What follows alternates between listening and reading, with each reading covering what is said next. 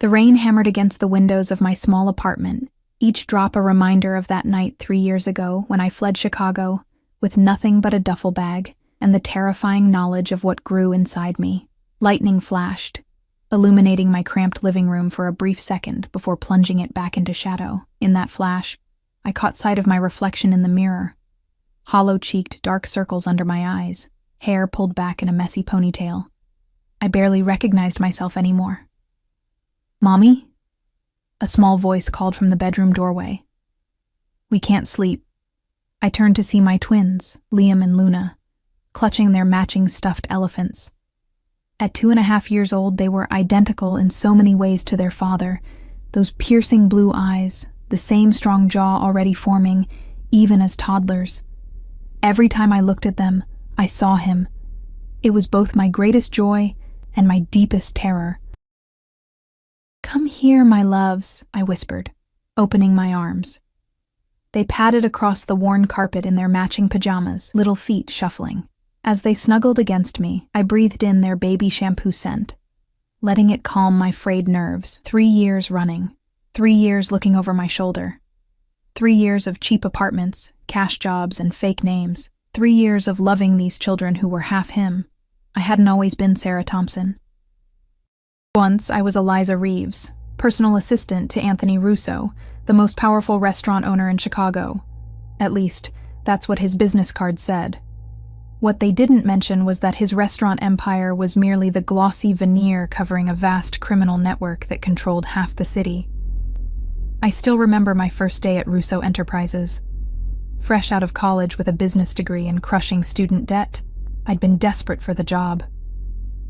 The elegant high-rise office with its gleaming marble floors and panoramic views of Lake Michigan had intimidated me, but not as much as he had.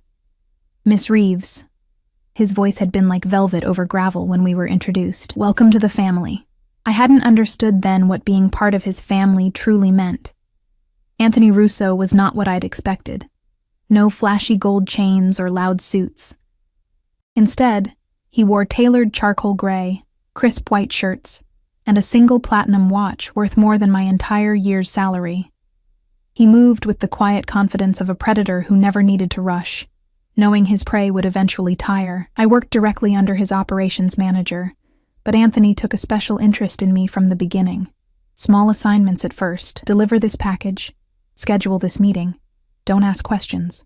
The pay was exceptional, the benefits unheard of, and gradually, I became indispensable. "You have a good head for numbers, Eliza," he'd told me one night as I worked late, reorganizing his appointment calendar. I hadn't heard him approach. He moved silently despite his imposing frame. His cologne enveloped me before I even looked up, sandalwood and something darker, more primal. "And you know when to stay quiet. That's rare." I'd mumbled some reply, my heart hammering against my ribs as he leaned over my desk, his broad shoulders blocking the light, casting me in his shadow. "You should join me for dinner tomorrow night," he said. It wasn't a question. That dinner changed everything. The private room at his flagship restaurant, Oro. The wine that probably cost more than my rent. The way his eyes, those impossible blue eyes, never left my face as I spoke. He listened as if everything I said fascinated him. This man who commanded an empire. "Why me?" I'd asked after the third glass of wine had loosened my tongue. His smile had been slow, deliberate. "Because you're different, Eliza. You see things as they are, not as you wish them to be." I didn't understand what he meant then. I was naive enough to think it was a compliment. A crash of thunder pulled me back to the present, making the twins flinch in my arms. "It's okay," I whispered, stroking their dark hair. His hair. Just the sky being noisy. Luna looked up at me with those eyes. "Is the sky angry, Mommy?" If only she knew how much scarier an angry man could be than an angry sky. "No, sweetheart. The sky is just playing drums," I said, forcing a smile. I carried them back to their shared bedroom, tucking them into their beds with extra kisses and promises that the storm would pass. As I watched them drift back to sleep, my throat tightened with the now familiar mixture of love and dread. They deserved so much better than a life on the run. A tiny apartment in a forgettable town outside Portland, where I worked 2 jobs, Mornings at a coffee shop and evenings doing remote bookkeeping work. We had enough to get by, but not enough for the life they should have had. Not enough for the doctors to fully investigate why Liam sometimes struggled to catch his breath when he ran too hard. Back in the living room, I pulled out the locked box from under the loose floorboard beneath my second-hand couch. Inside was 4,217, my emergency fund, along with 3 different sets of identification documents and a small .38 revolver I'd never fired but kept loaded. Next to these was a worn photo I couldn't bring myself to destroy. Anthony and me at the charity gala, his arm possessively around my waist, both of us smiling as if we had a future. That was 2 weeks before I discovered what happened to people who betrayed Anthony Russo. I'd been working late again, finalizing preparations for a major restaurant opening, when I'd accidentally opened the wrong spreadsheet on the shared drive. Instead of supplier costs, I found myself looking at shipment schedules, coded payments, and what could only be described as a hit list. Names with dates next to them. Dates that, when I later checked the Chicago Tribune archives, matched exactly with reported accidents and suicides. I'd closed the file immediately, but not before Marco, Anthony's head of security, had seen me from the doorway. His face had remained impassive, but I knew in that moment I'd signed my death warrant. I should have run that night. Instead, I'd convinced myself I was overreacting, that Anthony would protect me, that what we had, those nights in his penthouse, his promises, the way he looked at me as if I were the only woman in the world, meant something. The next day, I overheard Marco and Anthony in his office. She saw the Dresden file, Marco's voice, flat and emotionless. A long pause. "You're sure?" "Yes, boss." Another pause, longer this time. "I'll handle it." Just 3 words, but they'd chilled me to the bone. I knew then what handling it meant in Anthony's world. That night, Anthony had been particularly attentive. He'd brought me to his penthouse, cooked dinner himself, a rarity, and opened a bottle of wine he'd been saving for a special occasion. To us, he'd toasted, his eyes never leaving mine as we clinked glasses. I'd pretended to drink while my mind raced through escape scenarios. "You seem distracted tonight, cara mia," he'd said, brushing a strand of hair from my face with fingers that had likely ordered dozens of deaths. "Something on your mind?" I forced a smile. "Just tired. End of quarter reports." He'd studied me for a long moment, his expression unreadable. "You know you can tell me anything, don't you, Eliza? Anything at all." I nodded, wondering if he could hear my heart trying to beat its way out of my chest. "I would never let anyone hurt you," he continued, taking my hand. His touch, once electrifying, now made my skin crawl. "You're mine to protect, always." That night, as he slept beside me, I slipped from his bed for the last time. I took nothing from his apartment that could be traced. Instead, I went to my own place, packed essentials, emptied my meager savings account, and vanished. 2 weeks later, holed up in a motel room 3 states away, I discovered I was pregnant. Another crack of thunder brought me back to the present. I returned the emergency box to its hiding place and checked the locks on the doors and windows. A ritual I performed at least 3 times every night. The storm was getting worse, wind now howling around the eaves of the old building. I was making tea to calm my nerves when I heard it, a sound that didn't belong with the rain and wind. The subtle crunch of tires on wet gravel. Headlights swept across my living room wall for the briefest moment before going dark. My neighborhood wasn't the type where people made social calls at 11:30 p.m. during thunderstorms. I moved silently to the window, carefully peering through a crack in the blinds. A black SUV with tinted windows sat in the small parking lot. Not just any SUV, a Mercedes G-Wagon, exactly like the ones Anthony's security team used. My blood turned to ice. It couldn't be. After 3 years, how could he possibly... A car door opened, and a large figure stepped out, unfurling an umbrella. Even through the rain and darkness, I would know that silhouette anywhere. The broad shoulders, the confident stance, the way he surveyed his surroundings before moving, a predator assessing his territory. Anthony. He wasn't alone. 2 more men exited the vehicle, moving to flank him. Even from here, I could see the telltale bulge of shoulder holsters beneath their jackets. My mind went blank with terror for one paralyzing moment before instinct kicked in. I rushed to the twins' room, scooping up Luna first, then Liam. They stirred, but didn't fully wake as I placed them on the floor of my bedroom closet, wrapping them in blankets. "Stay here, my loves," I whispered. "Stay quiet like we practiced in our hiding game. Don't come out until Mommy comes to get you." Their sleepy nods broke my heart. We'd practiced this game too many times for them to question it. I grabbed my emergency box, shoved my feet into sneakers, and had just reached for my phone when I heard it. 3 precise knocks on my front door. "Eliza," called a voice I'd tried so hard to forget. "Open the door, cara mia. I know you're in there." Anthony had found me, and I had nowhere left to run. My hands trembled as I backed away from the door, phone clutched to my chest. 3 years of running, of looking over my shoulder, of nightmares where those blue eyes found me in the dark, and now he was here, separated from me by nothing but a flimsy door with a cheap chain lock. "Eliza." His voice was calm, patient. The voice of a man who knew he had all the time in the world. "Don't make this more difficult than it needs to be." My mind raced. The back window? No. His men would be covering all exits. The neighbors? Elderly Mr. Peterson on one side, who was half deaf, and the young couple on the other, who worked night shifts. No one to help. My finger hovered over the 9 on my phone. But what would I tell the police? That the father of my children, a man whose name I'd never put on their birth certificates, had found us? A man who, as far as I knew, had never been charged with a crime despite the empire of violence he controlled? "I just want to talk," Anthony continued. I could picture him standing there, immaculate, even in the storm, not a hair out of place. 5 minutes. Then, if you still want me to leave, I will. Lies. Anthony Russo never walked away from what he considered his. "You have the wrong apartment," I called back, trying to disguise my voice. "There's no Eliza here." A soft chuckle from the other side of the door sent shivers down my spine. "Sarah Thompson, then. That's what you're calling yourself these days, isn't it? Or should I call you Elena Davis? Maria Collins? You've had quite a collection of names since you left Chicago." My knees nearly buckled. He knew everything. Had he always known? Had he been tracking me all this time?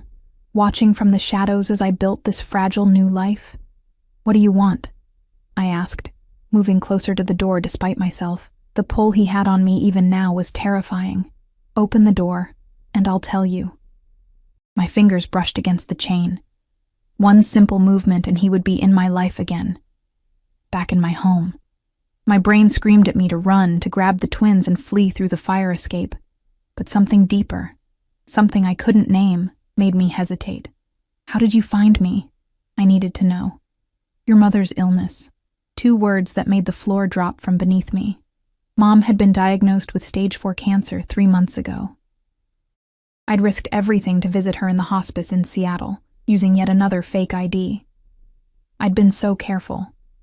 "You've been watching my mother?" Rage replaced fear, hot and sudden.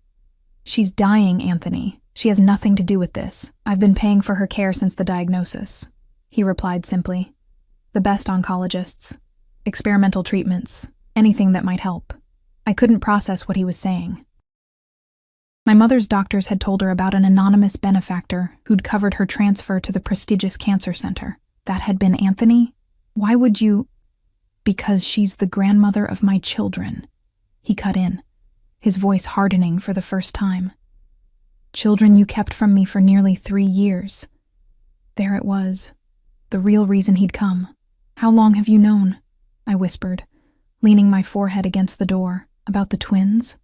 6 months. "About where you were?" 3 months.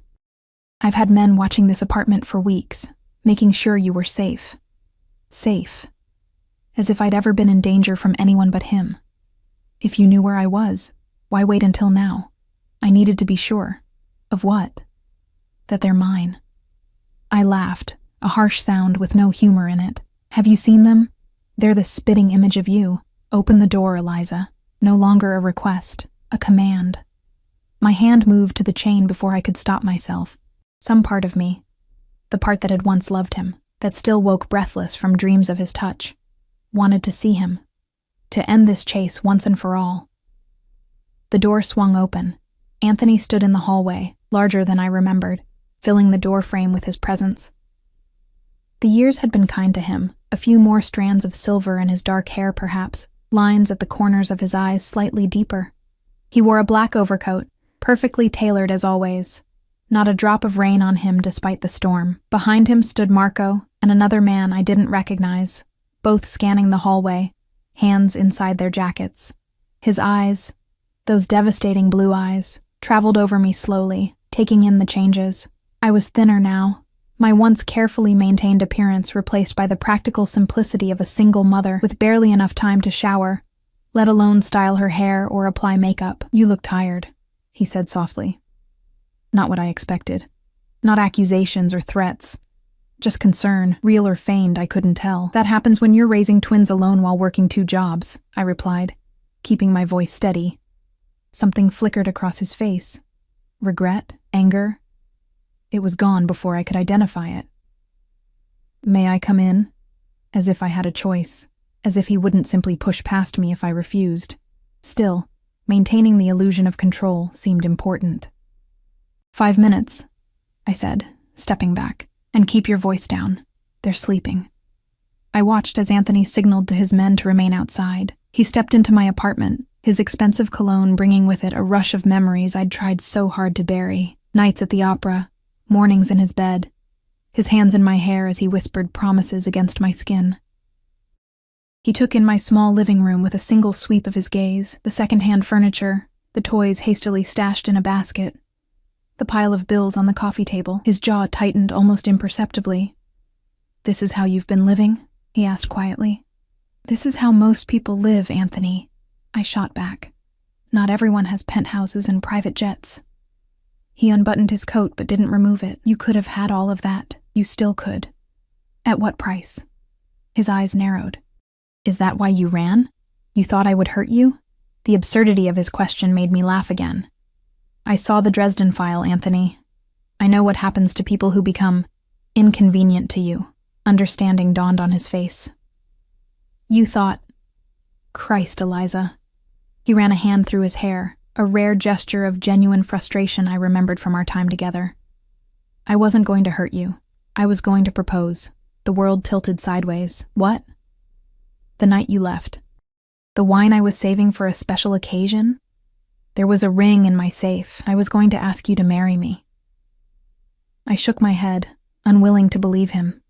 "Then why did you tell Marco you would handle it when he told you I'd seen the file?" "Because I needed to handle it, explain things to you, tell you the truth about my business before asking you to be my wife." He took a step closer, and I fought the urge to back away. "I never would have hurt you, Eliza. Never." "Your business," I repeated flatly. "You mean your empire built on extortion, drugs, and murder? It's more complicated than that. It always is with you." A sound from the hallway made us both freeze. The soft padding of tiny feet. I turned to see Luna standing in the doorway of the living room, her elephant clutched to her chest, eyes wide with sleep and confusion. "Mommy," she called softly. "Who's that man?" Time stopped. I couldn't breathe as Anthony slowly turned toward the sound of her voice. I watched as he saw his daughter for the first time, this perfect little person with his eyes, his jaw, his dark hair falling in sleep-mussed waves around her face. The expression that crossed his features then was one I'd never seen before on Anthony Russo's face. Shock. Wonder. Something that looked almost like fear. He took a half step toward her, then stopped, looking back at me as if asking permission. I moved quickly to Luna, scooping her up in my arms, positioning myself between her and her father. "This is an old friend of Mommy's," I told her, my voice surprisingly steady. "He was just leaving." Luna peered over my shoulder at Anthony, studying him with that solemn intensity both twins sometimes showed, another trait they'd inherited from him. "You look like Liam," she announced with a child's directness. Anthony's face did something complicated then, a muscle working in his jaw. "Does he?" he asked, his voice rougher than before. I turned away, carrying Luna back toward the bedroom. I'm putting her back to bed. Please be gone when I come back. It was a futile request, and I knew it. In the bedroom, I found Liam still asleep in the closet nest I'd made. I placed Luna beside him, tucking the blanket around them both. Go back to sleep, sweetheart, I whispered, kissing her forehead. The man has sad eyes, Mommy, Luna murmured as she drifted back to sleep.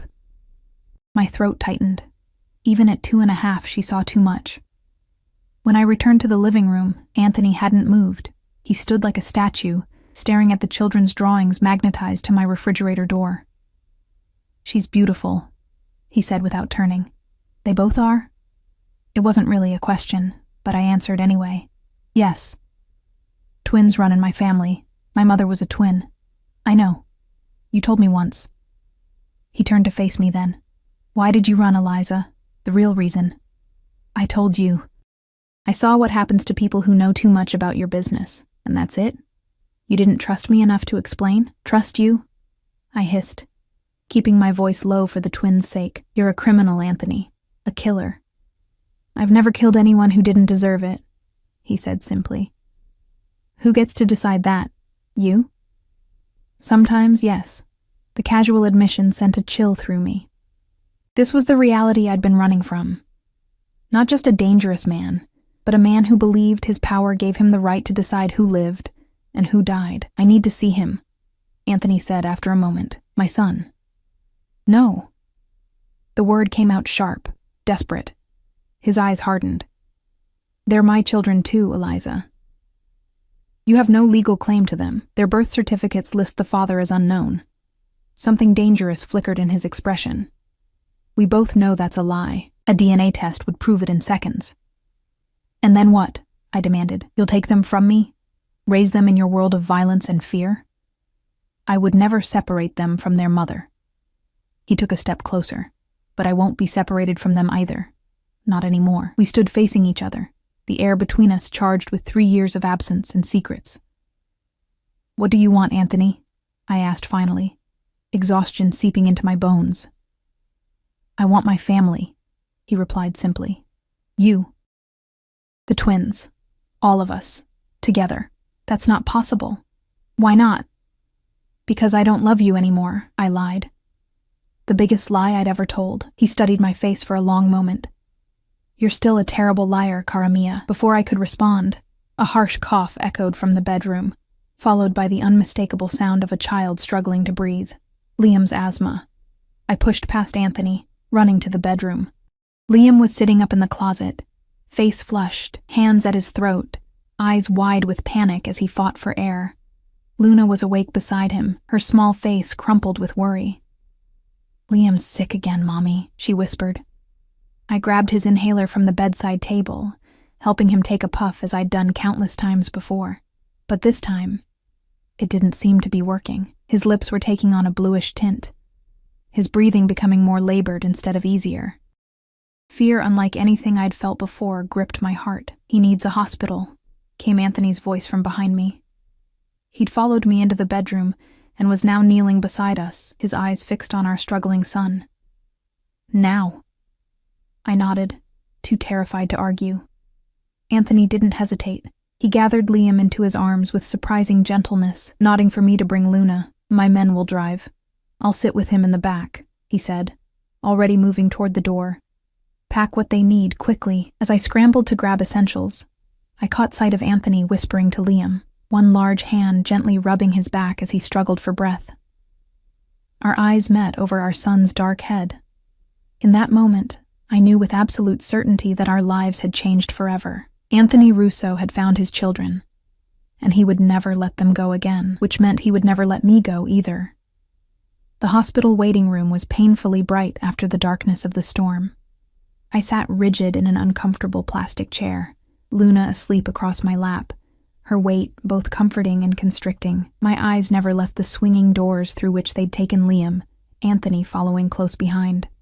He's going to be okay, Anthony had assured me before disappearing with the doctors, his tone brooking no argument, as if he could command even illness to retreat from his son. Marco stood by the entrance, his face impassive as ever, while the second guard positioned himself near the emergency exit.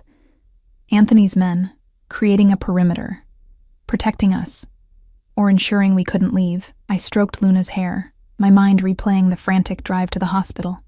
Anthony in the back seat with Liam, speaking to him in soothing tones. First in English, then slipping into Italian when Liam's panic worsened. I hadn't known Anthony spoke Italian to children. There was so much I didn't know about the man who was my children's father. "Miss Thompson?" I looked up to see a nurse approaching. "Yes? How is he? How's my son?" "He's stabilized," she said with a reassuring smile. "The doctor is still examining him, but his breathing has improved significantly." Relief washed over me, so powerful I nearly wept. "Can I see him?" "Soon. The doctor wants to run a few more tests." She hesitated. "Your husband asked me to let you know he's staying with your son. He said not to worry." "My husband." I didn't correct her. "Thank you," I managed to say. When she left, I glanced at Marco, who was watching me with that unnerving steadiness. "Has he always known where I was?" I asked, unable to help myself. Marco's expression didn't change. No, but he was looking. Every day. The simple confirmation sent a complicated mixture of emotions through me. Fear, certainly, but also something else, something I refused to name. "Why now? After 3 years?" Marco studied me for a long moment before answering. "The boss believed you'd return on your own. When you didn't..." He shrugged one shoulder. "He never stopped looking, but he only found you when you went to see your mother. And he's been watching us since then? For 3 months?" "Protecting you," Marco corrected. "Making sure you were safe." I laughed bitterly. Safe from whom? The only person I've been running from is him. Marco didn't respond, but something in his expression made me uneasy. Before I could press further, the doors swung open, and Anthony emerged, speaking quietly with a doctor. Even in this sterile environment, among medical professionals and worried families, he commanded attention. People instinctively moved out of his path, responding to something primal in his bearing that signaled predator. He spotted me, and nodded once before returning to his conversation with the doctor. I couldn't hear what they were saying, but I could see the doctor's demeanor change from professional detachment to eager agreement. Money changing hands? A threat? With Anthony, it was impossible to know where charm ended and coercion began. When he finally approached me, his face was grim. "What did they say?" I asked, fear returning. "You said he was going to be okay." "He is. For now." Anthony sat beside me, close enough that I could feel the heat radiating from his body. "But his condition is more serious than simple asthma. The doctor wants to admit him for observation and more tests." My stomach dropped. "What kind of tests?" "Pulmonary function, blood work, cardiac evaluation." He named each one with clinical precision, as if distancing himself from the reality that these tests were for his son. Our son. "I can't afford..." "Don't." He cut me off, anger flashing in his eyes. "Don't even finish that sentence. Money is not an issue. It never was." I looked away, shame and pride warring within me. "I didn't want your money, clearly." His gaze swept over my worn clothes, the holes in my sneakers. "You've been struggling, working yourself to exhaustion. While our children..." He stopped, getting his emotions under control. "Why didn't you at least access the account I set up for you before we even met? It's still there, untouched." I stared at him. "What account?" Something like surprise crossed his face. "The trust. 5 million, in your name. I showed you the paperwork the night of the Ferguson merger." I shook my head slowly. I thought that was just for the project. Temporary access. "It was yours, Eliza. It still is." He studied me. "You really didn't know?" "No." He leaned back, processing this. "So you've been working 2 jobs, living in that apartment, struggling to provide for our children. When all this time you could have..." He cut himself off, jaw tight. "I wouldn't have taken it even if I'd known," I said quietly. Out of pride or fear. Both, I thought, but didn't say. The silence stretched between us, broken only by the hospital sounds and Luna's soft breathing. Finally, Anthony spoke again, his voice lower. "Has he had these attacks before?" I nodded. "A few times. The doctor in Seattle said it was asthma, prescribed the inhaler. But it's been getting worse. And you didn't think to get a second opinion? More tests? The accusation stung, not least because I'd asked myself the same question countless times. I did what I could with what I had, Anthony. Health insurance isn't exactly easy to get when you're living under a false identity. Regret flickered across his face. I didn't mean... He sighed. I'm not blaming you. I just can't understand why you chose this life for them, for yourself. I chose safety, I said firmly. From me. Not a question. Yes. I would never have hurt you, Eliza. Never. The intensity in his eyes made my heart stutter. You were the one person in my life who saw me, really saw me, not the power or the money or the fear I instill in others. Just me. I saw all of it, Anthony, I whispered. Including the darkness. He didn't deny it. And you ran. I had to protect our children, from their father, from your world. He was silent for a long moment, his eyes moving from my face to Luna, sleeping peacefully in my arms, unaware of the tension surrounding her. When he spoke again, his voice was different, resolute, final. That life is over now, he said. You're coming home. All three of you. Not a request. A decision already made. No, I said, more out of instinct than hope. We have a life here. This isn't a life, Eliza, he said, gesturing to encompass everything. My clothes, the sleeping child in mismatched pajamas, the cheap apartment we'd fled. This is survival, barely. It's what we have. It's not what you'll have anymore. His tone softened slightly. I've missed 3 years of their lives. I won't miss another day. Before I could respond, a nurse appeared. Mr. Russo, you can see your son now. Anthony stood, extending his hand to me. Come. He'll want to see you. I hesitated only briefly before taking his hand, shifting Luna in my arms. His fingers closed around mine, warm and strong, the familiar calluses on his palm a tactile memory I'd tried so hard to forget. Marco moved to take Luna from me, but Anthony shook his head. No. The family stays together. Family. Such a simple word, so complex in meaning. Liam's hospital room was dimly lit, the small figure in the bed making my heart contract painfully. Tubes and wires connected him to machines that beeped steadily, monitoring his every breath. He looked so tiny, so vulnerable. Mommy, he called weakly when he saw me. His eyes, so like Anthony's, moved to the man beside me. Are you the man Luna saw? Anthony stepped forward, his movements carefully controlled, as if approaching a wounded animal. Yes, I am. My name is Anthony. You look like me, Liam observed solemnly. Anthony's smile was unlike any I'd seen on him before. Soft, genuine, touched with wonder. Yes, I do. Or rather, you look like me. Liam considered this. Are you my daddy? The question hung in the air, simple, yet monumental. I felt Anthony tense beside me, waiting for my intervention, my denial perhaps, but I was tired. Tired of running, tired of lying, tired of facing everything alone. And seeing Liam in that hospital bed had crystallized something I'd been avoiding for 3 years. My children deserved more than I alone could give them. Yes, sweetheart, I said softly. This is your daddy. Anthony's sharp intake of breath was the only indication of his surprise. His eyes met mine over Liam's head, filled with an emotion I couldn't name. Why haven't you been with us before? Liam asked, direct as always. Anthony sat carefully on the edge of the bed. Because I couldn't find you, he answered simply. I've been looking for a very long time. Were we hiding? Yes, I interjected. We were playing a very long game of hide and seek. And I won, Liam said, a small smile appearing despite his exhaustion. Yes, you did, Anthony agreed, reaching out to gently touch Liam's hand. You won. Luna stirred in my arms, blinking sleepily before her eyes focused on her brother. Liam sick? She asked. Yes, but the doctors are making him better, I assured her, moving closer to the bed so she could see her twin was okay.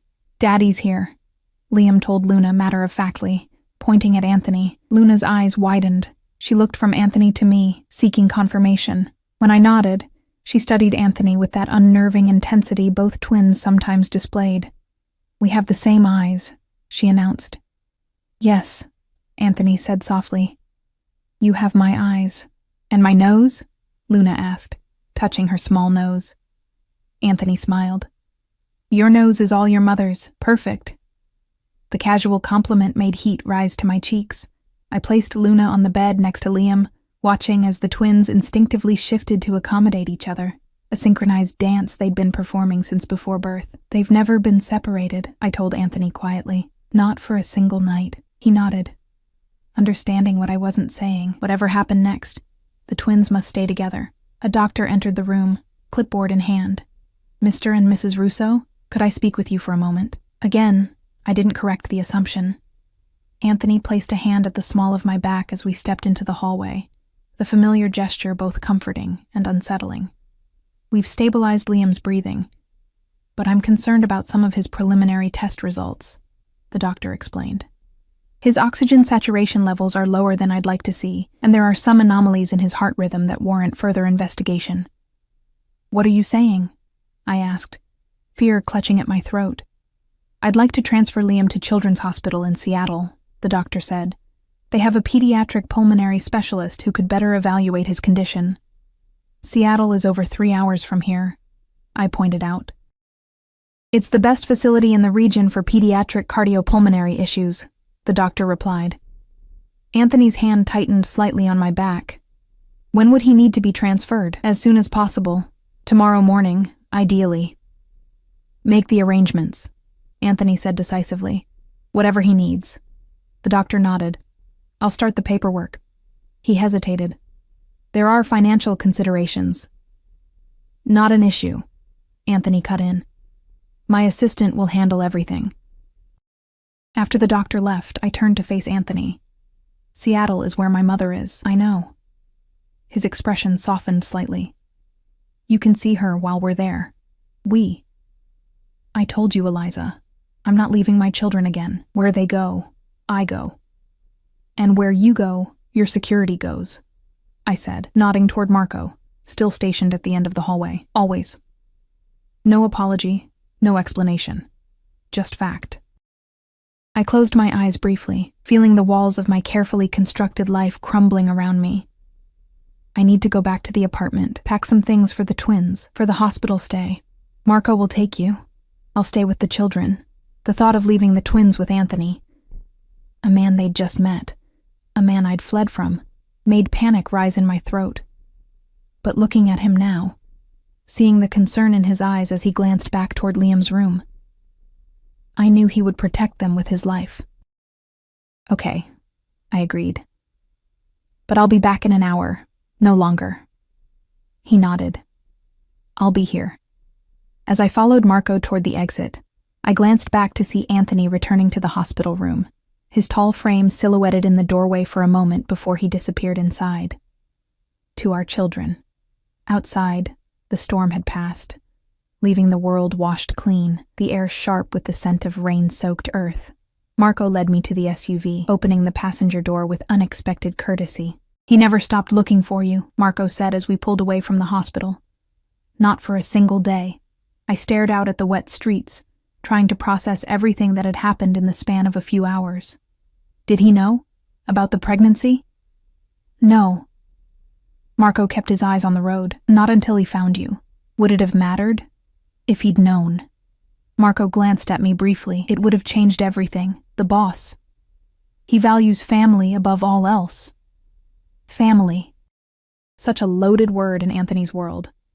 Family meant loyalty, protection, belonging. It also meant ownership, control. "He won't let us go, will he?" I asked, already knowing the answer. "No," Marco replied simply. "He won't." As we pulled up to my apartment building, I saw it differently now. The peeling paint, the broken security light, the rusty playground equipment in the small yard. For 3 years, this had been our sanctuary. Now it just looked sad, inadequate. "I'll wait here," Marco said. Inside, the apartment felt empty, abandoned already. I moved through the rooms, gathering clothes, toys, the stuffed elephants the twins couldn't sleep without. In the bathroom, I caught sight of myself in the mirror, pale, exhausted, fear etched into every line of my face. For 3 years, I'd been running from Anthony Russo. Now he'd found us, and nothing would ever be the same again. The question was, what happened next? The transfer to Seattle Children's Hospital went smoothly the next morning. Too smoothly. A private ambulance appeared precisely at 8 a.m., along with a medical team that clearly wasn't standard hospital staff. The head nurse who'd been caring for Liam overnight looked both impressed and intimidated. "Your husband has connections," she murmured to me as we prepared Liam for transport. I didn't respond. Anthony's connections were precisely what had terrified me 3 years ago. He'd stayed the entire night, settling into the chair beside Liam's bed, with the easy confidence of a man accustomed to making any space his own. I'd dozed fitfully on the small couch with Luna, waking often to find Anthony's eyes on me in the dim light, his expression unreadable. Now, as I watched the medical team transfer Liam to the transport stretcher, Anthony spoke quietly into his phone, issuing directions in that calm, commanding tone that expected immediate obedience. "The penthouse needs to be prepared." "Yes, all of it. Security protocols alpha level. Dr. Kessler should be on standby." "No, I want him personally. Price is not an issue." I turned away, focusing on explaining to the twins what was happening. "We're going to a bigger hospital in Seattle," I told them, keeping my voice bright, "with doctors who specialize in making little lungs work better." "Will Daddy come too?" Luna asked, loud enough for Anthony to hear. She'd taken to the term with surprising ease, as if she'd been waiting her whole life to say it. Anthony ended his call and approached us, kneeling to Luna's eye level. "Yes, Principessa. Daddy will be there the whole time." The Italian endearment slipped out naturally, and Luna beamed in response. Already she was falling under his spell, the same charismatic gravity that had pulled me into his orbit years ago. "Can we go in your big car?" Liam asked from the stretcher, his voice stronger today, though still worryingly raspy. "The doctors need to take you in a special medical vehicle," Anthony explained. "But Luna can ride with me, if that's okay with your mother." He glanced up at me, a question in his eyes. I hesitated. The thought of separating the twins, even briefly, went against every instinct, but the alternative, riding in the ambulance while leaving Luna alone with Anthony, seemed equally impossible. "I'll go with Liam," I said finally. "You take Luna, but we stay together on the road. No detours, no separating." Something like approval flickered in Anthony's eyes. "Agreed." The journey to Seattle was surreal. I sat beside Liam in the ambulance, watching the medical team monitor his vitals with professional efficiency. Through the small rear window, I could see Anthony's Mercedes following at a precise distance, never falling behind, never drawing too close. Liam drifted in and out of sleep, the medication making him drowsy. During his waking moments, his questions were all about Anthony. "Is Daddy rich? He has a fancy watch. Does Daddy live in a castle? Luna thinks so. Why didn't you tell us about Daddy before?" Each question pierced my heart. How could I explain to a 2-year-old why I'd kept his father from him? How could I make him understand my fear without making Anthony into a villain? "Sometimes grown-ups make complicated decisions," I said finally. "Daddy and I, we had some things to figure out, but now he found us," Liam said, satisfaction in his small voice. "So we can be a real family. A real family. Such a simple concept to a child. So impossibly complex in reality. By the time we reached Seattle Children's Hospital, I'd steeled myself for what was coming. Anthony Russo was back in our lives, and fighting it would only hurt the twins. For their sake, especially for Liam's health, I would need to find a way to coexist with the man I'd run from, the man who, despite everything, still made my pulse quicken when his eyes met mine. The hospital had clearly been prepared for our arrival. We were whisked through a private entrance to a luxurious suite that looked more like a hotel room than a hospital ward. A team of specialists was waiting, including a distinguished older doctor who greeted Anthony with the familiarity of a long acquaintance. "We'll start the comprehensive assessment immediately," the doctor told us. "Don't worry. We'll take excellent care of your son." The next few hours passed in a blur of tests, consultations, and medical terminology that left my head spinning. Through it all, Anthony remained a steady presence, asking incisive questions, demanding clear explanations, ensuring Liam was comfortable at every stage. Luna stayed close to me, unusually quiet, sensing the gravity of the situation despite her young age. It was past noon when Dr. Kessler, the pediatric cardiopulmonary specialist Anthony had specifically requested, called us into a consultation room. Luna had finally fallen asleep on a cot the nurses had provided, exhausted by the morning's events. "I've reviewed all of Liam's tests," Dr. Kessler began, his expression serious. "He has what we call congenital pulmonary valve stenosis, a narrowing of the valve that regulates blood flow from the heart to the lungs." The room seemed to tilt around me. Is it serious?" "In Liam's case, yes.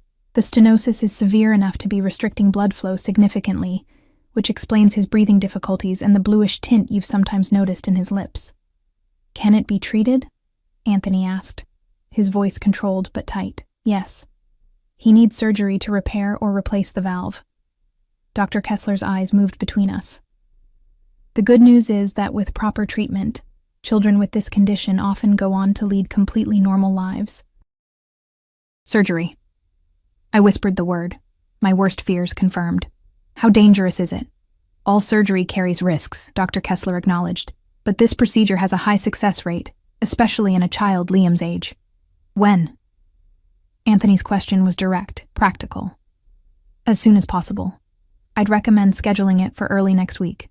That gives us time to complete a few more specialized tests and get Liam in the best possible condition for surgery." After Dr. Kessler left, I remained frozen in my chair, overwhelmed by the diagnosis, by the thought of my little boy undergoing heart surgery. Anthony moved to kneel before me, taking my cold hands in his warm ones. "He's going to be fine," he said firmly. "Kessler is the best in the country. I made sure of it." I looked into his eyes, those impossibly blue eyes that both our children had inherited. "How can you be so certain?" "Because I won't accept any other outcome." The absolute conviction in his voice was both terrifying and comforting. This was the Anthony I remembered, the man who bent the world to his will through sheer force of determination. "I'm scared," I admitted, the words barely audible. His hands tightened on mine. "I know. But you're not alone anymore, Eliza. We'll face this together. Together." The word hung between us, loaded with implications neither of us was ready to address. "I need to see my mother," I said suddenly. "If Liam is going to be here for days before the surgery." Anthony nodded. "Of course. She's at Seattle Grace Hospice, about 20 minutes from here. Marco can take you this evening once Liam is settled." The fact that he knew exactly where my mother was staying didn't surprise me anymore. Of course he knew. Anthony Russo left nothing to chance.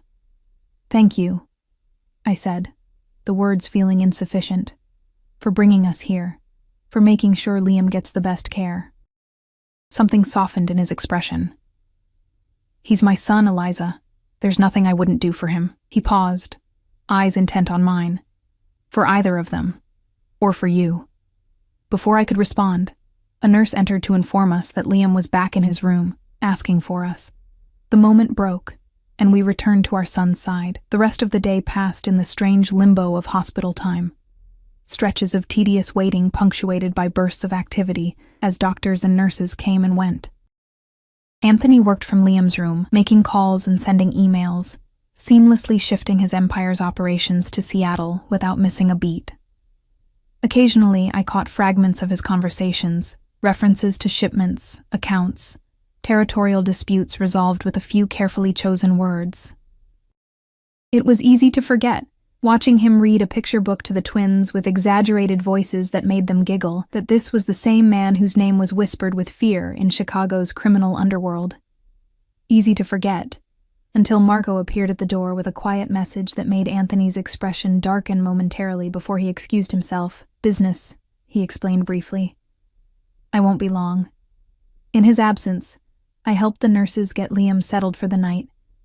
Luna refused to leave her brother, curling up beside him on the hospital bed, despite my gentle attempts to separate them. "Let them be," the night nurse advised with a kind smile. "Sometimes the best medicine is the comfort of someone you love." I watched my twins drift off to sleep, their dark heads close together on the pillow, their breathing synchronized as it had been since before birth. The sight made my chest ache with love and fear.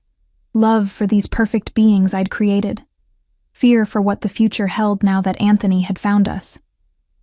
As if summoned by my thoughts, he appeared in the doorway, his expression unreadable. "They're asleep?" I nodded. Luna wouldn't leave him. "They're connected," he observed. "More than ordinary siblings. They always have been. Even in the womb, the ultrasound showed them holding hands." Anthony moved to stand beside me, gazing down at our sleeping children. "I missed so much," he said quietly, regret evident in his voice. "Their birth. First steps. First words. Liam's was book," I found myself saying. Luna's was no. They were both early talkers. A small smile touched his lips. Of course they were. They're Russo's. The simple statement sent a shiver through me, a reminder that these children weren't just mine anymore. They were heirs to the Russo name, to all the power and danger that entailed. "Your mother," Anthony said after a moment. "Marco is ready to take you whenever you'd like." I hesitated, looking back at the twins. "I don't want to leave them. I'll be here," Anthony assured me. "Nothing will happen to them while I'm watching over them." Of that, at least, I was certain. Whatever else Anthony Russo might be, he would protect his children with his life. "Okay," I agreed. "I won't be long." The drive to the hospice was quiet, Marco's silence giving me space with my thoughts. Seattle's lights blurred through rain-streaked windows, the city so different from the small town I'd been hiding in, yet still not the urban jungle of Chicago. I wondered if Anthony would try to take us back there, back to the heart of his empire, or if he'd allow us to start fresh somewhere else. The hospice was tastefully understated, more like a high-end retirement community than a place where people came to die. The receptionist recognized me immediately. "Mrs. Thompson, welcome back. Your mother's been asking for you." I'd visited 3 times in the past 3 months, each time using a different identity, each time watching my once vibrant mother fade a little more. Now, knowing what Anthony had told me, I looked around with new eyes. The expensive artwork on the walls, the fresh flowers at every turn, the staff-to-patient ratio that far exceeded standard care. Had this all been Anthony's doing? My mother's room was at the end of a quiet hallway, with large windows overlooking a garden illuminated by soft landscape lighting. When I entered, she was awake, propped up on pillows, watching the rain. She looked smaller than I remembered, more fragile, the disease eating away at her once sturdy frame. "Eliza," she said, using my real name, a name she hadn't spoken aloud in 3 years. "He found you, didn't he?" I froze in the doorway. "What?" She smiled faintly. "Anthony Russo. He came to see me last month." The revelation stunned me into silence. Anthony had visited my dying mother, had sat in this very room, perhaps in the chair beside her bed. What did you talk about?" I finally managed. "You. The twins." She patted the bed beside her, and I sat, taking her frail hand in mine. "He showed me pictures. They're beautiful, Eliza. So like him. You knew who he was? All this time?" She nodded slowly. "I knew you were working for him in Chicago. And I guessed, when you showed up on my doorstep 3 years ago, terrified and pregnant, I guessed who the father was. Why didn't you say anything? Would it have changed your decision to run?" She asked simply. "No," I realized. It wouldn't have. Nothing could have made me stay, not after seeing that file, not after overhearing that conversation between Anthony and Marco. "He's been paying for all this, hasn't he?"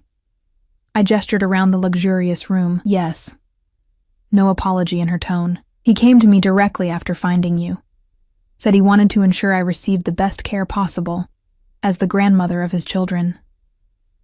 "And you accepted? From a man like him?" My mother's eyes, still sharp despite her illness, fixed on mine. "A man like him? You mean the father of your children? The man you loved enough to have those children with?" "It wasn't like that," I protested weakly. "I didn't know I was pregnant when I left." "But you loved him." It wasn't a question, so I didn't answer. Instead, I asked, "What did he tell you? About why I ran?" "He said you'd seen something that frightened you. That you misunderstood." She squeezed my hand. "He also said he'd never stopped looking for you. That finding you and the children was all that mattered to him now. Do you believe him?" She considered this. "I believe he loves you, in his way. And I believe he will move heaven and earth for those children." She paused. "He reminds me of your father, in some ways." The comparison startled me. My father had been a construction foreman. Hard-working, strict, utterly devoted to his family. Nothing like the criminal empire builder I'd fled from. "Dad wasn't anything like Anthony," I objected. "Not in circumstances, no. But in nature," she smiled faintly. "That same intensity, the same absolute certainty that he knows what's best for his family. The same willingness to do whatever necessary to protect what's his. The possessive phrase echoed in my mind, reinforcing the truth I'd been avoiding. In Anthony's world, we were his. His children. His woman. His to protect. His to control. "Liam is sick," I said, changing the subject. "We're at Children's Hospital. He needs heart surgery." Concern washed over my mother's face. "Oh, my poor boy. Is it serious?" "Yes, but the doctors say the prognosis is good with surgery." I hesitated. "Anthony brought in specialists. The best in the country." She nodded, unsurprised. "Of course he did." She studied my face. "And now you're conflicted, because the man you've been running from for 3 years is the same man who's saving your son's life." Put that way, it seemed so simple. But nothing involving Anthony Russo was ever simple. "I don't know what to do, Mom," I admitted, feeling like a lost child again. "He won't let us go. Not now that he's found the twins." "Is that really what you want? To keep running?" Her gaze was uncomfortably perceptive. "To keep denying those children their father, a father who clearly adores them? You don't understand what his world is like." "No," she agreed, "but I understand what it's like to raise children alone, to struggle and sacrifice and still come up short sometimes." She squeezed my hand. "And I understand that you've been running for so long. Maybe you've forgotten what you're running towards. Not just what you're running from." Her words struck a nerve. What was I running towards? What kind of life did I envision for the twins? Always looking over our shoulders, always one step ahead of their father, living in cheap apartments and struggling to make ends meet. "I'm afraid," I whispered. "Not just of him, but of feeling something for him again." My mother's smile was sad, but knowing. The heart doesn't easily forget, my darling, no matter how much the mind might wish it to. We talked for another hour, about Liam's condition, about Luna's growing vocabulary, about the life I'd built in our small town. Not once did my mother criticize my choices or pressure me to reconcile with Anthony, but her parting words, as Marco arrived to take me back to the hospital, stayed with me. "Trust yourself, Eliza. You've always had good instincts, and whatever you decide, know that those children are lucky to have both you and their father fighting for them." The drive back to the hospital was as quiet as the journey out had been.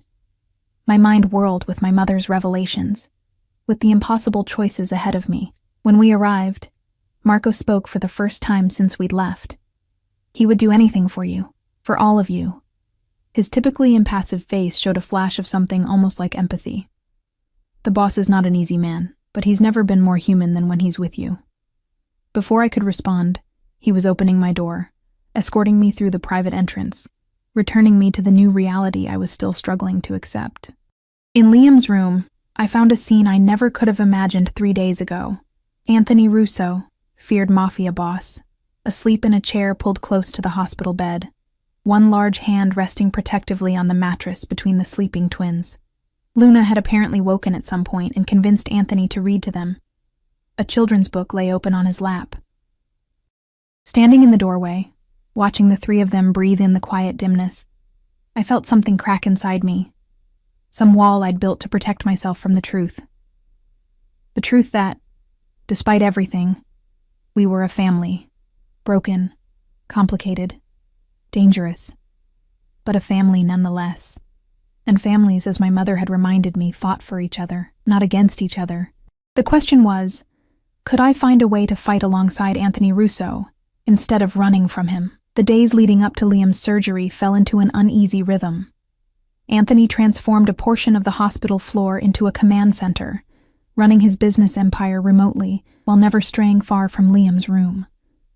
I spent my time alternating between the hospital and visits to my mother, whose condition had stabilized temporarily, another miracle courtesy of Anthony's specialists. We existed in a strange limbo, Anthony and I, civil, cooperative, focused entirely on Liam's care, yet carefully avoiding any discussion of what would happen after. The twins accepted Anthony's presence with the easy adaptability of children, delighting in the attention he lavished on them. Luna, especially, had become his shadow, fascinated by this new father figure who spoke to her as if her toddler opinions were worthy of serious consideration. "She has your intelligence," Anthony remarked one evening, after Luna had engaged him in a detailed explanation of why elephants were superior to all other animals. "And your determination." "But your charm," I replied without thinking. "God help us all." His smile, a rare, genuine one that reached his eyes, caught me off guard. For a moment, I glimpsed the Anthony I'd fallen in love with, before I'd discovered the darker truths of his world. On the night before Liam's surgery, after both twins had finally fallen asleep, Liam in his hospital bed, Luna on the cot that had been permanently installed beside it, Anthony motioned me to join him in the small sitting area of the suite.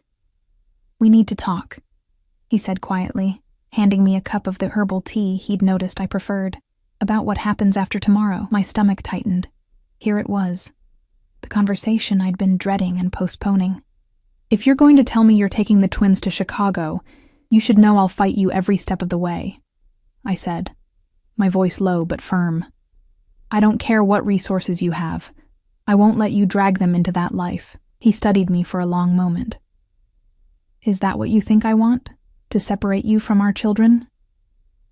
"I don't know what you want, Anthony. You've made it clear you won't let us go, but you haven't exactly outlined your master plan." He sighed, rubbing a hand over his face, a rare gesture of fatigue from a man who prided himself on appearing invulnerable. "I want what any father wants, to protect his family, to provide for them, to be part of their lives, even if it puts them in danger. Your enemies are no longer a concern." His tone was final, absolute. "I've been restructuring over the past few months." I frowned. "What does that mean?" "It means I've been transitioning the organization to legitimate enterprises only. The restaurants, the real estate holdings, the investment portfolio, they've always been profitable on their own. The other operations are being dismantled or transferred." I stared at him, disbelieving. "You're leaving the life? Just like that?" "Not just like that. It's been in motion since I found you and the twins." His eyes held mine steadily. "I told you once that you saw me. Really saw me. What you may not have realized is that you also made me see myself differently. Made me want to be more than what I was. And your associates, they're just accepting this? Some have been compensated for their loyalty. Others have been persuaded to accept the new direction."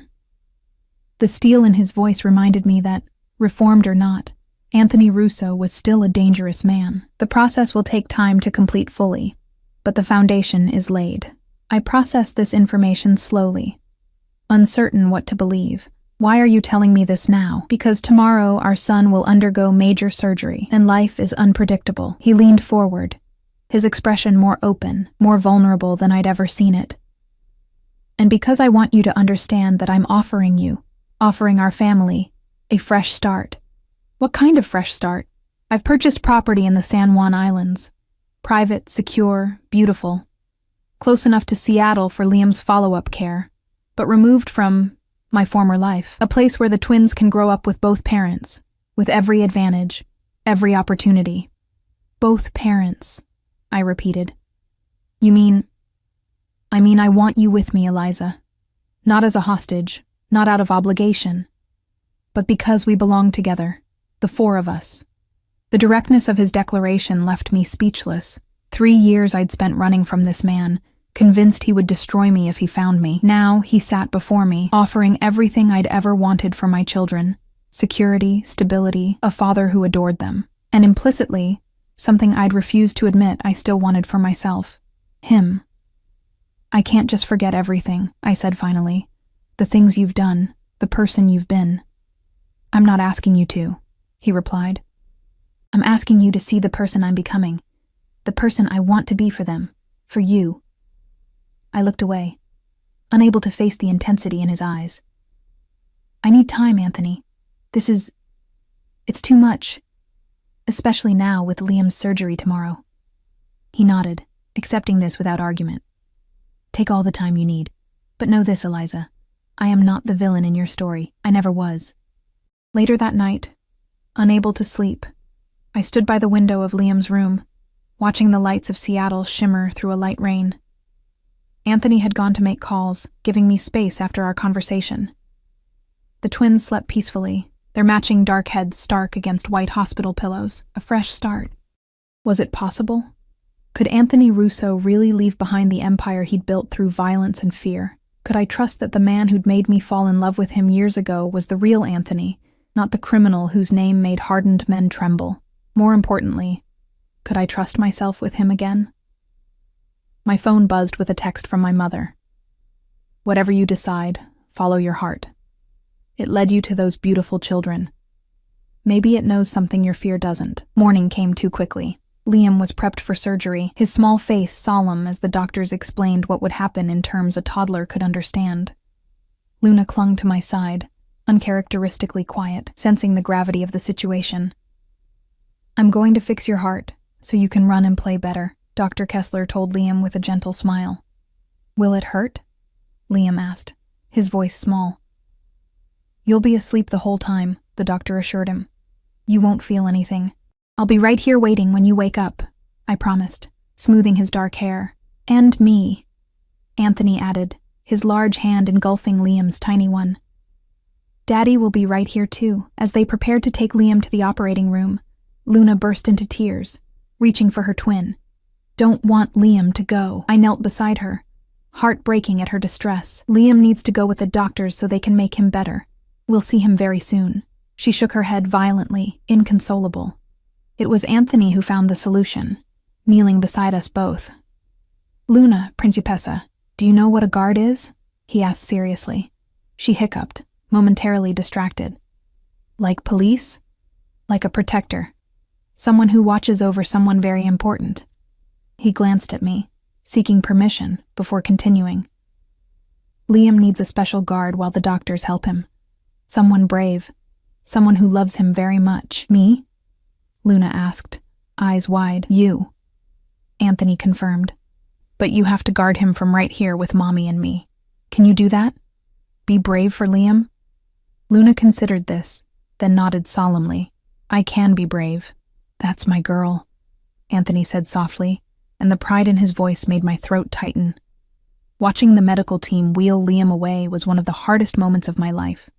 The small figure on the giant gurney, a stuffed elephant clutched to his chest. My baby, about to undergo heart surgery at barely 3 years old. Anthony's hand found mine as the doors closed behind our son. I didn't pull away. The hours of waiting were excruciating. Luna eventually fell asleep on Anthony's lap, exhausted by emotion. He sat perfectly still, unwilling to disturb her, his free hand still holding mine. We barely spoke, each lost in our own fears and hopes. He'll be fine, Anthony said at one point, his voice rough with emotion. He has to be. I looked at him then, really looked, and saw not the feared Mafia boss, but simply a father terrified for his son. In that moment, the walls I'd built between us crumbled a little more. Yes, I agreed. He's strong, like his father. Something shifted in Anthony's eyes. Surprise, then a cautious hope. His fingers tightened around mine. It was nearly 4 hours later when Dr. Kessler finally appeared, still in surgical scrubs. We both stood, Anthony carefully transferring the sleeping Luna to the couch. The surgery was successful, Dr. Kessler announced with a tired smile. We were able to repair the valve rather than replace it, which is the best possible outcome. He's in recovery now and doing well. The relief was so intense I swayed on my feet. Anthony's arm went around me instantly, supporting me. When can we see him? Anthony asked, his voice steadier than mine would have been. In about an hour. He'll be groggy from the anesthesia, but he should recognize you. The doctor's eyes were kind as they moved between us. Your son is going to be just fine. Your son. 2 simple words that linked us inextricably, Anthony and me. Whatever happened between us, we would always share this bond. These children we'd created together. When we finally saw Liam, pale and small in the recovery room with tubes and monitoring equipment surrounding him, I felt Anthony tense beside me. For a man accustomed to controlling everything in his environment, seeing his child like this, vulnerable, hurt, beyond his power to immediately protect, must have been its own kind of torture. Liam's eyes fluttered open as we approached, foggy with medication but seeking familiar faces. "Mommy? Daddy? We're here, sweetheart," I said, carefully taking his hand. "Did they fix my heart?" he asked, his voice barely a whisper. "Yes, campione," Anthony answered, using the Italian word for champion. "They fixed it. You were very brave. Where's Luna?" "She's sleeping, but she'll be so happy to see you when she wakes up," I assured him. "She's been guarding you, just like Daddy said." Liam nodded, satisfied, before drifting back to sleep, his small chest rising and falling steadily beneath the bandages. Anthony and I stood on either side of his bed, connected by our shared vigil, our shared love for this fragile life between us. The days that followed brought a gradual return to strength for Liam. His recovery was remarkable, the doctors said, faster than they'd expected. Within a week, he was sitting up, playing with Luna, the color returned to his cheeks. Another week, and he was cleared to leave the hospital, with regular follow-up appointments scheduled. Throughout it all, Anthony remained a constant presence. Efficient, protective, attentive to every detail of Liam's care. I watched him with our children, saw how naturally he'd stepped into the role of father, as if the 3 missing years had never happened. I also visited my mother daily, grateful for the unexpected gift of more time with her. The hospice doctors were cautiously optimistic about a new treatment Anthony had arranged. Not a cure, but potentially months of extended life instead of weeks. "Have you decided?" she asked me one afternoon as we sat in the hospice garden. "About Anthony's offer?" News traveled fast between Anthony and my mother, I'd discovered. They'd developed an unexpected rapport, united by their shared love for me and the twins. "How did you know about that?" she smiled. "He asked for my blessing. This surprised me. And what did you tell him? That my blessing wasn't the one he needed to worry about." She patted my hand. "But I also told him that I've never seen you look at anyone the way you looked at him. Even now. Even after everything. Is it that obvious? Only to someone who knows you as well as I do." She studied my face. "You're afraid that loving him means condoning what he's done." I nodded, relieved that she understood. How can I reconcile the man he is with the twins, with the man he's been in his other life? People are complicated, Eliza. All of us contain multitudes. She gazed out at the garden, thoughtful. "Your father once broke a man's jaw for insulting me. Did I tell you that?" I stared at her. "Dad did that?" She nodded. "Before we were married, the man had been harassing me for weeks. Your father warned him once, then put him in the hospital the next time." She looked back at me. "Does that one act of violence negate the loving father you knew? The man who read you bedtime stories and taught you to ride a bike?" "That's different," I protested. "One fight isn't the same as what Anthony has done." "The scale is different, yes, but the principle?" She shrugged. "I'm not telling you what to do, darling. Just suggesting that people can be more than the worst things they've done. They can change if they have a good enough reason." That evening, after putting the twins to bed in the luxury hotel suite Anthony had arranged near the hospital, I found him on the balcony, looking out over the Seattle skyline. He'd discarded his suit jacket and rolled up his sleeves, a glass of whiskey untouched beside him. "We need to talk," I said, echoing his words from before Liam's surgery. He turned, his expression guarded. "About the future, the San Juan Islands, your proposal." He studied me, careful not to reveal too much. "And?" I took a deep breath. "I want to believe you're serious about leaving that life behind, but I need more than words, Anthony. I need proof."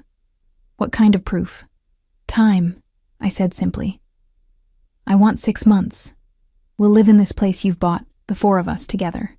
But I keep my own funds, my own car, the freedom to leave if I choose." His jaw tightened. "You're still planning to run?" "No." I met his gaze steadily. "I'm planning to stay, to try to build something real. But I need to know I'm choosing it freely, not because I have no other option." He considered this. "And after 6 months, if you're really leaving that life behind, If we can build something good together, something healthy for the twins, then I'll stay. Permanently. As my wife? He asked directly. The question sent a jolt through me. Let's start with co-parents and see where it leads. A slight smile touched his lips. Always cautious, my Eliza. With good reason, I reminded him. He nodded, acknowledging this. 6 months, your own resources, freedom to choose. He extended his hand. Do we have a deal? I took his hand, feeling the familiar warmth, the strength in his grip. We have a deal. 2 days later, we left Seattle, heading for the San Juan Islands. My mother had been settled into a private care facility on the mainland, close enough for regular visits. The twins were excited for the adventure, as Anthony had described it to them. The property, when we arrived, took my breath away. A modern cedar and glass house perched on a bluff overlooking the water, surrounded by towering pines, private, secure, yet open to the beauty of the Pacific Northwest. Inside was equally impressive. Spacious, filled with light, with a playroom for the twins that made their eyes go wide with wonder. Do we live here now? Luna asked, already claiming a bedroom with a window seat overlooking the water. For now, I answered, watching Anthony's expression carefully. Forever, he corrected, his eyes on mine. A promise, not a command. The weeks that followed brought a strange new normal. Anthony worked remotely, his business calls conducted behind closed doors, but never concealed from me. True to his word, he was dismantling certain aspects of his empire, legitimizing others. I watched carefully for signs of the old Anthony, the dangerous one, but saw only the man determined to build a new life for his family. The twins flourished in our new home. Liam grew stronger each day, his heart healing, his energy returning. Luna appointed herself his protector, a role she took very seriously to Anthony's obvious pride. They called him Daddy now without hesitation, running to him when he appeared, demanding stories and games and the undivided attention he gave so willingly. And slowly, cautiously, Anthony and I began to rediscover each other, not as boss and employee, not as pursuer and fugitive, but as two people who had once loved each other deeply, who shared two perfect children, who might, against all odds, find their way back to something true. It wasn't always easy. We argued about parenting approaches, about my independence, about the shadows of his past that sometimes darkened our present. But we talked too, more honestly than we ever had in Chicago, about our fears, our hopes for the twins, our complicated feelings for each other. I never stopped loving you, he admitted one night, as we sat on the deck after the twins were asleep, watching the moonlight on the water. Even when I thought you'd betrayed me, I couldn't stop. I thought you wanted to kill me, I confessed. That night, when you said you'd handle it, I was terrified.